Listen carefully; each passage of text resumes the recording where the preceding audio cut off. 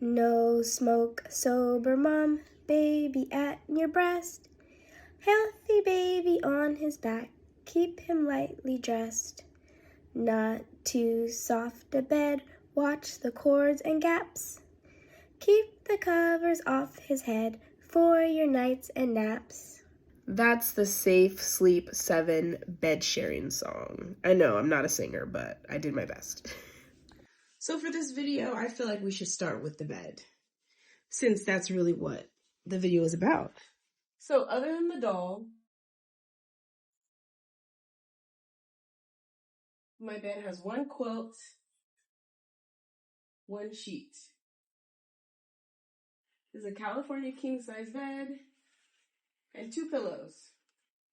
One frozen pillow for my daughter and one memory foam pillow for me.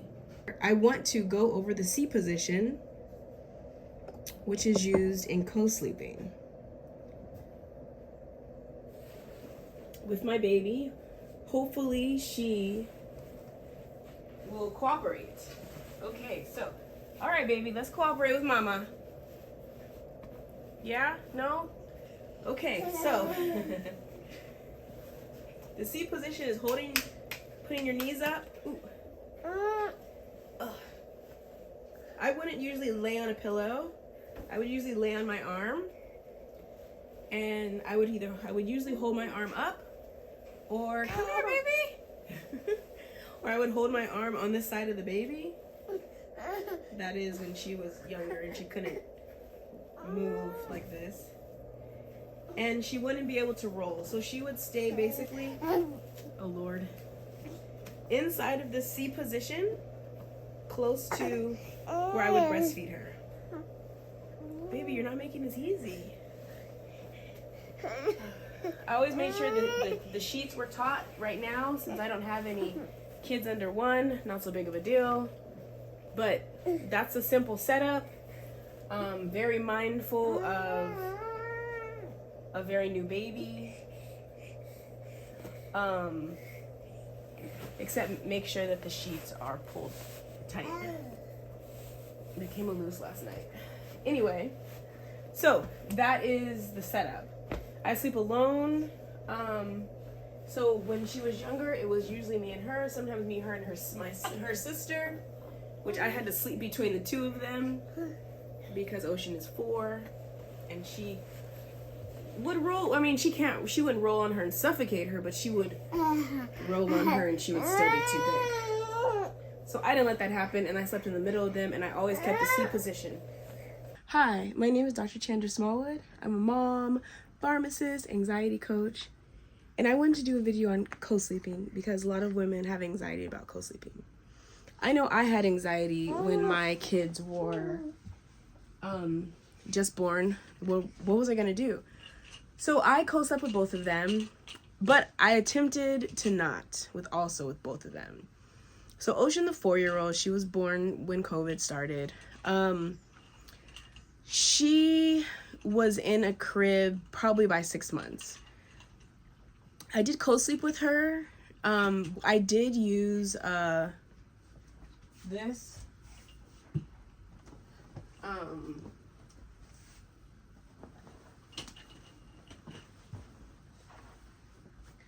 I did use this. It was a Snuggle Me, and Ocean loved it.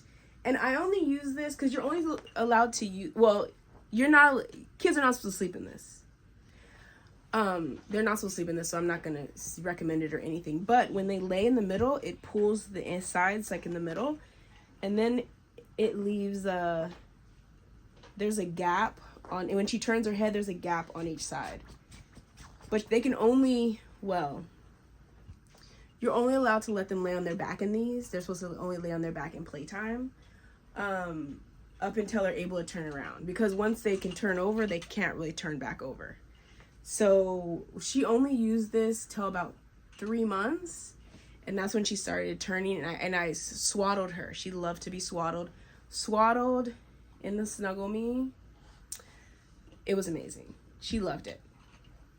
After that, she co-slept with me for a while. Then she ended up in her crib. Her crib was actually in this room. Where this is, there was her crib.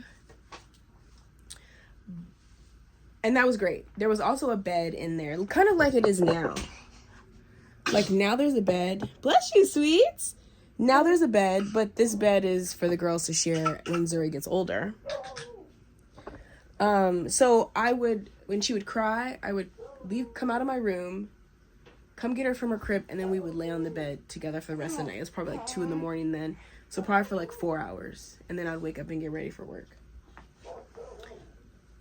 Me and her dad lived together at the time, so he would come in and lay with her until, I don't know, I got out the shower or something, and got dressed, and then I would get her ready, and take her to school. She started school around 6 months.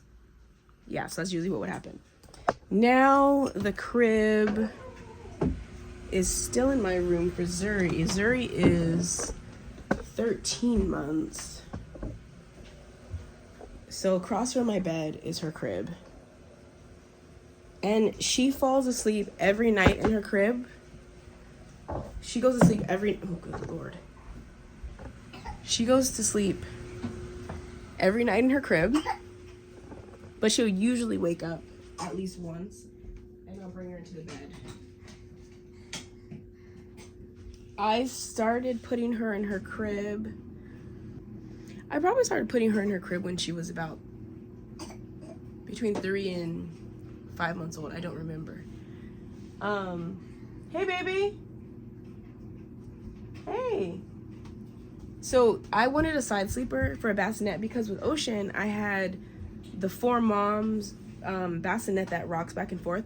But when I would get out of bed, and she slept in that like literally one night, I used to keep it in the living room because I would put her in there for her naps. But you had to get all the way out of bed to get the baby because it was so high, the sides. This time I said I wanted a side sleeper. My friend had one. I was like, that's amazing. This little one did not want anything to do with that side sleeper. What? You want to get down? Okay, fine. Didn't want anything to do with that side sleeper. So I just kept supplies in it. But it was on the side of the bed, like kind of the top half. So I didn't have to worry about her rolling out. If that was the thing. Because if an Ocean was in the bed and she would sleep on the other side of me, I would sleep in the middle and the baby would sleep on the end. But I would be in that C position. And she never actually rolled into there. It's just it made me feel safe. That if she did roll into there, she wouldn't fall off the bed. And I'm a super light sleeper, I guess because I'm a mom. I don't know if I was always a light sleeper, but whenever these girls move even a little bit, I'm awake. So I chose to co-sleep because for me, I feel like a baby, they start off in your stomach, right?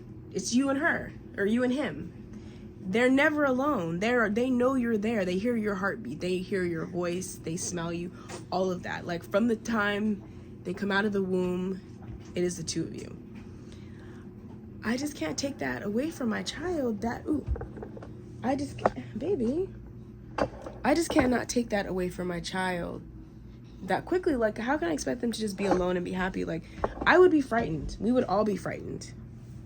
She's crawling for the tripod. So for me, I felt like it was more natural to do it that way than to separate them. I don't believe in the cry it out method. I do look forward to the time I do sleep alone. However, for now, it is what it is, and that's fine. I'm gonna cut this hair. I put this wig on because I have 2 kids. Like, I have no time to do my hair, and I wear it natural, so I was just wearing it like in a bun, and I didn't want to wear gel every day. Oh, and plus, moms, when around about 5 months, my hair started falling out, like around the edges. So now I think it fell out kind of a lot of the places because I can see. Sorry. No, you can't have that. Because it's growing back because I can see the difference in length. No.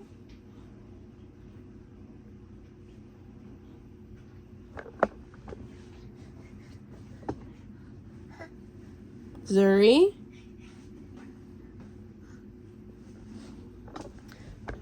So, I love when she gets off of things. She's not really used to getting off this bed. You got it? You not ready? You're not ready yet?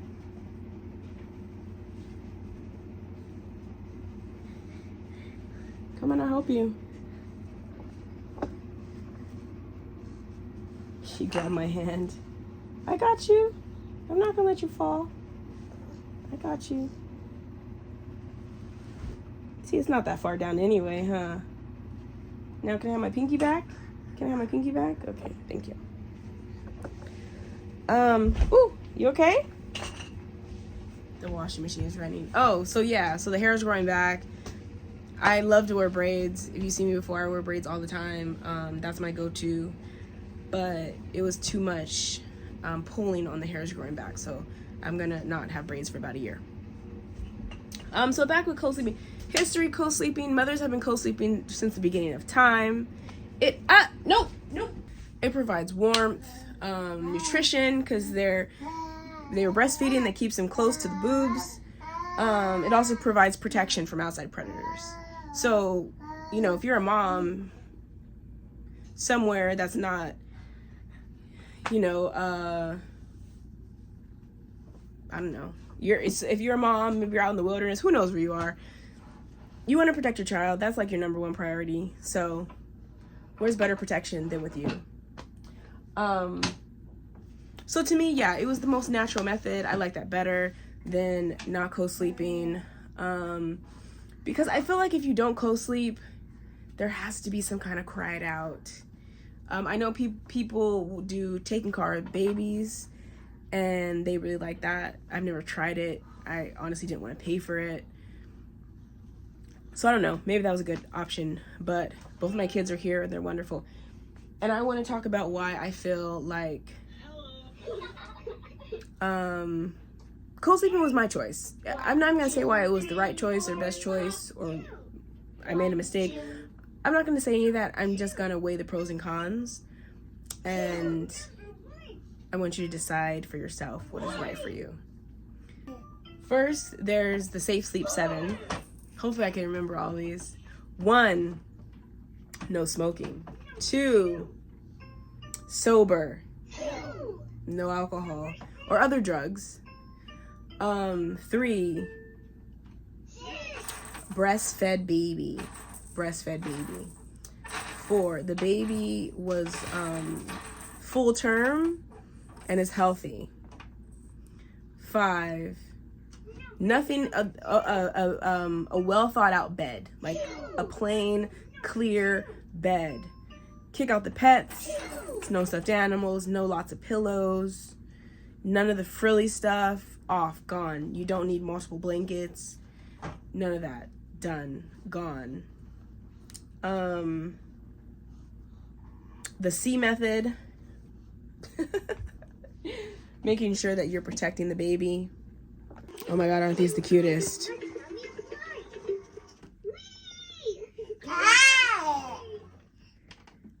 Adorable, adorable.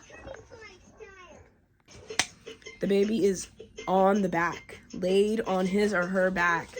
No stomach sleeping as much as possible until they can turn on their stomach by themselves.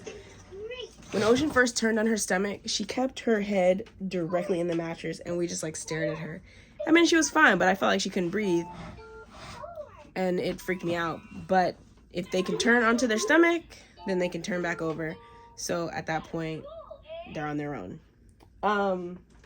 Also loose clothing, loose, cool clothing.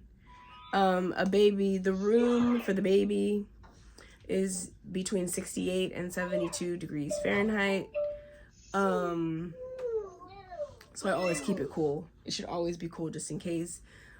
An overheated baby can increase the risk of SIDS. So what are the pros of co-sleeping? Bonding time with the baby, right? Because that's what we all want to do.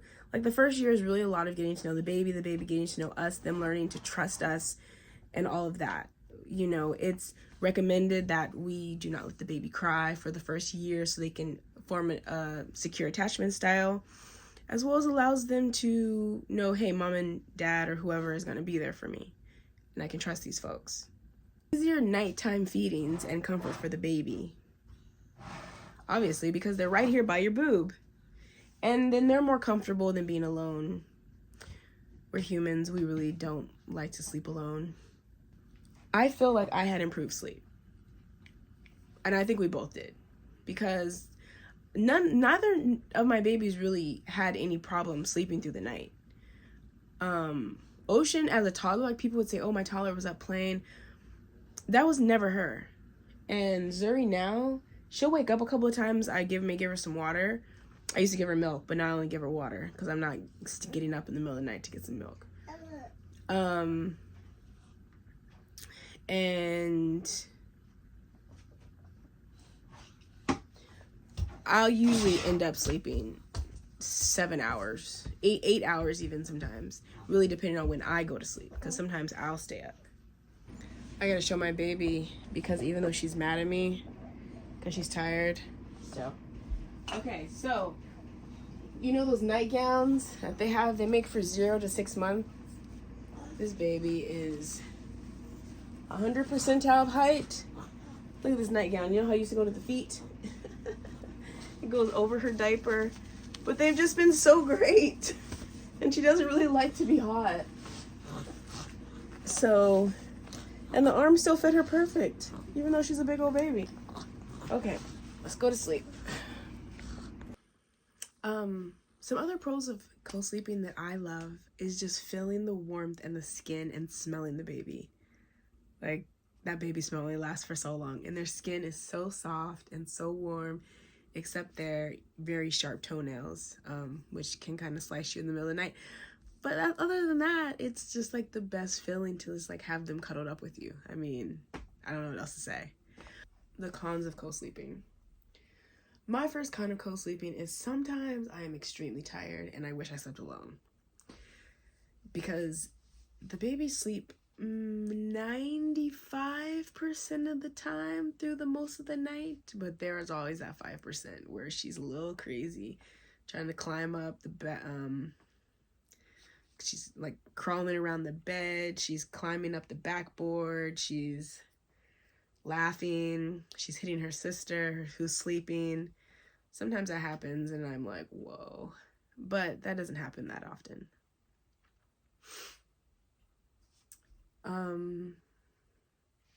Also, you do have a little anxiety about co-sleeping up until age 12 months.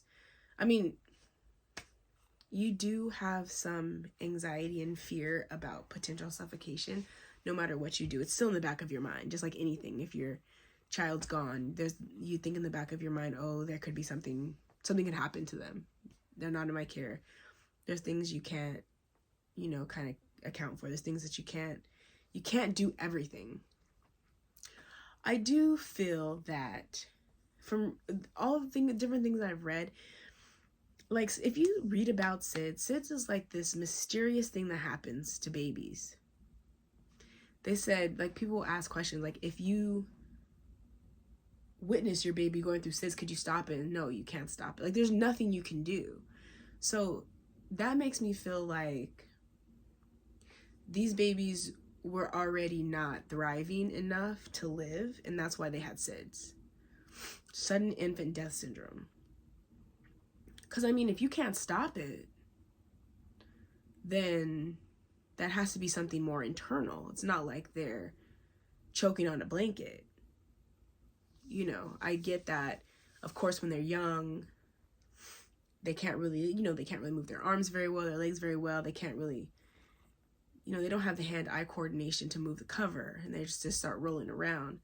But I think we have to think about the medical parts of it, because there are kids that are in perfect sleep conditions in a crib and still have SIDS. So I don't know if that makes anyone feel worse or better, but I feel like it was kind of an inevitable thing that happened, and I hope that doesn't sound bad. But I also am a Christian, and I feel like we all have our time when it's our time. And I wouldn't want anyone to lose their child, because I pray all the time that please do not let my children die before me, because I don't know how I would handle that. But just a thought. Think about it. Just a thought. So Ocean has been in my bed for 4 years. She has slept in her bed a full night, maybe once. She did have a frozen bed, and that's why she had the frozen pillowcase. It had a whole, like, I wanted to say balcony. It had a whole, thing at the top. Oh my God, I can't think of the name of it right now. Anyway, it was a nice frozen bed. I actually still have the bed. She never slept in it. It's dang near brand new. If anyone wants to buy a bed, I'll sell the bed. It had a canopy. It was so cute. I thought, okay, if she had this bed that she wanted, she picked it out, she would sleep in it. That didn't work. So when Zuri came, I was like, I'm just going to get them a full-size bed, so they can both sleep in here together. So I'm waiting for Zuri to become a little older, and then I'll have them sleep together in here. Because I would like to sleep alone at some point. And maybe one day I'll have a man in my bed, and, I don't know. But for now, it is what it is. You do share a bed, though, with a man or with pets, that does add a level of difficulty to the whole situation. I would say if you share a bed with your husband or boyfriend, significant other, whoever, that your bed is a king. Because, without a king, it's very hard to fit a whole bunch of bodies in a bed where you're not worrying about someone rolling too close to someone else. If it's not, I wouldn't co-sleep. Like, that would make me feel super uncomfortable unless your seat position was on point every night. So the pros of not co-sleeping: you get to sleep alone, right? You may get more sleep than you would if you slept with the baby, if you're not one of those mamas who get up and check on their kids. I read about moms who will put their kid in another room at 3 months, close the door, don't even hear the baby crying, wake up the next day, the baby's fine. I guess the baby falls back to sleep. That's not really my style, but people do it. And the babies, they live. No telling what kind of attachment style they'll have, but they live. Did I sound judgy there? If they never get in bed with you, then they're going to go to the crib, to their own bed easier, because they don't know what it's like, the joy of sleeping with the parent. It's just like when you sleep with your significant other and you enjoy sleeping with them. And some people are like, I've been sleeping with them so long, I can't even sleep by myself. But basically, that's how the child is. Like, they've only been sleeping inside of your belly, and they came out and they're like, whoa, my whole life I've been sleeping with someone. I don't want to sleep alone. It's the same thing.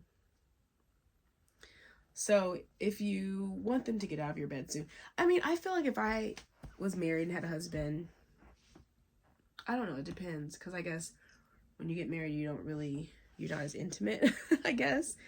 But it just depends on where I was in a relationship. I would transition them to their own bed because, I may want to have some adult time in the bedroom. Obviously, if the kid is not in your bed, you don't have to worry about the potential of smothering the kid. That doesn't mean you don't have to worry about SIDS, because you do. But you don't have to worry about suffocation, things like that. Except now they do have breathable mattresses that you can, and I wouldn't say non-suffocatable. You can't suffocate in the pillows, which they make for people who have seizures. But they also use that material on, actually the new mattresses for kids are super expensive. Well, not super expensive, but they're more than I would want to spend, because a child only uses a crib mattress. Well, if it's not transitioned over to a baby bed, they only use it for a year. But I guess it depends on how you use it. But yeah, so they have all sorts of new things these days. So you may not have to worry about SIDS. Unless, like I said, think about it. genetically, there was an issue anyway that was internal that no one knew about. DNA, something. You never know. Also, if a child never sleeps with you, they may have better sleep habits. Because like my daughter now, the older one, she really doesn't want to fall asleep in time in bed. And I'm like, Ocean, mommy can be up as long as she wants. She can do whatever she wants. She's like, mommy, lay with me. But I hear that parents that have their kids in their own bed, they do the same thing. They fall asleep in the baby's bed, in the kid's bed, and you see them on the IG videos trying to sneak out of the room and the kid doesn't see them. It's the same type of thing. Because I mean, she falls asleep fine. It's just that she wants to just, oh my God, cuddle so much. I definitely would sleep better if she wasn't in the bed. But now she's 4, so now I feel like you've gotten enough sleep with mommy time. It's time for you to go. Last night, she just slept so close on me. She was like right here, and I was like, move over. And she was like, no. And she came back. It was a lot. So if you think about the cons of co-sleeping, first would be stress. Like, if you're the type of parent that worries about their kid, like, you're constantly going to be like up looking at them or trying to listen to them, or maybe you have them on the camera but the monitor's in your room, and you could just feel stressed. If they're in another room, you may feel stressed. Like, it's hard to be away from your new baby. Very difficult. It may be hard to soothe the baby to sleep, especially when they're in the crib. It does a lot of, different things that are used. Like, people say, they do the chair method. They put the chair by the crib, and as nights pass, they move the chair farther and farther from the crib, or they'll do check-ins. They'll pick up, put down, pick up, put down. And that takes a lot of time. That's very difficult, especially if you're tired. And that takes up your whole night. But usually I'll have to say, when you start doing the things to get the kids to fall asleep on their own, it only takes a matter of days. Like, it seems like it may take a week or 2, but it's usually a good 3 days and they're kind of good to go, unless something happens. That was how Ocean was once she was in the crib. Everything was going fine. We didn't really let her cry it out per se, but we did check-ins. It took like 3 days. She was great. Then she got sick. When she got sick, I brought the baby in the bed because she was sick. And she was in a whole nother bedroom. So it's kind of like with those things, like, you have to keep it super consistent. If it's not consistent, then the baby will just revert back. Because obviously you're more comfortable to sleep with than alone in the crib. Like, they want to be with you as much as they possibly can. So when the first months of the baby coming home, you have to breastfeed every 2 to 3 hours, depending on the size of the baby. So you're up a lot. Unless you formula feed the baby, then your significant other can help you. Or if you pump, your significant other can help you. But if you breastfeed and you don't co-sleep, you will have to sit in a rocker, a sofa, an upholstered chair. You'll have to sit somewhere that's really not safe to fall asleep on.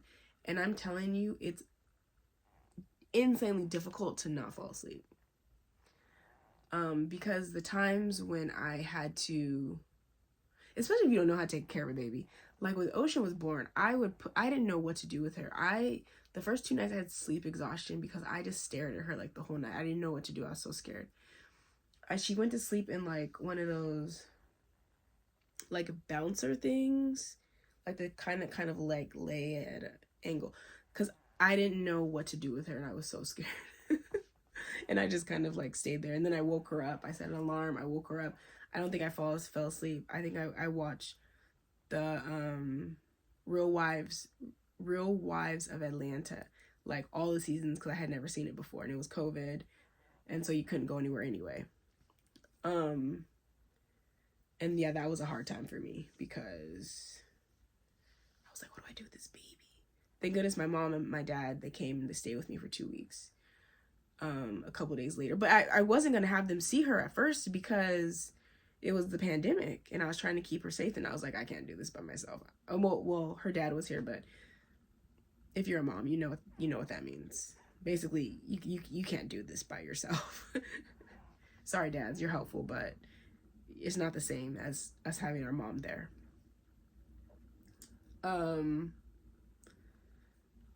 So what else? So, 44% of women who hold babies and feed them in those chairs fall asleep at least once.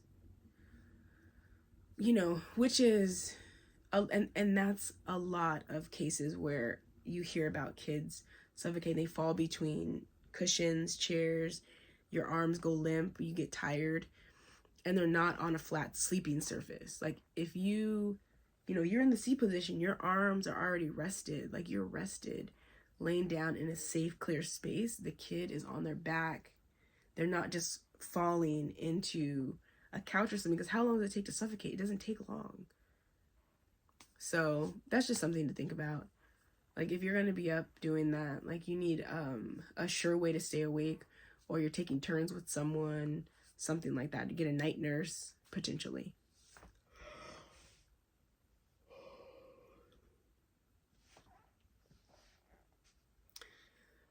When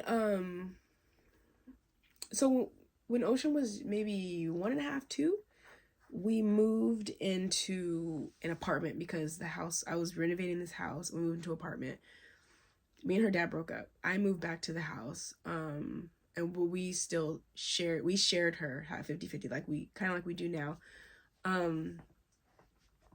But when I brought her here, I wasn't gonna have her sleep in her room because it was just me and her. Like I feel like I would be lonely. So I would be lonely, she would be lonely, so we stayed together. So it was very hard to want to not sleep with my baby at that time. So all in all, when it comes to co-sleeping, you really have to make the right choice. If you can follow the Safe Sleep 7, then that really gives you an advantage if that's what you want to do, if you want to co-sleep. Basically, if you're not going to breastfeed, don't co-sleep because it's not really recommended. And I'm not pushing for breastfeeding. Do what you want to do. A fed baby is a better baby than an unfed baby. That's really what matters. But make a decision, you know what I mean? It really depends on your life circumstances, who's in your bed, how your room is set up, all sorts of things. So you think about it yourself. Please share at the bottom, your thoughts, what you did, what you plan to do. If that's you, please like, share, and subscribe this. Yeah, tell me any anxieties you have about motherhood or anything like that. I would love to hear about it. Thank you so much, and I'll see you in the next video.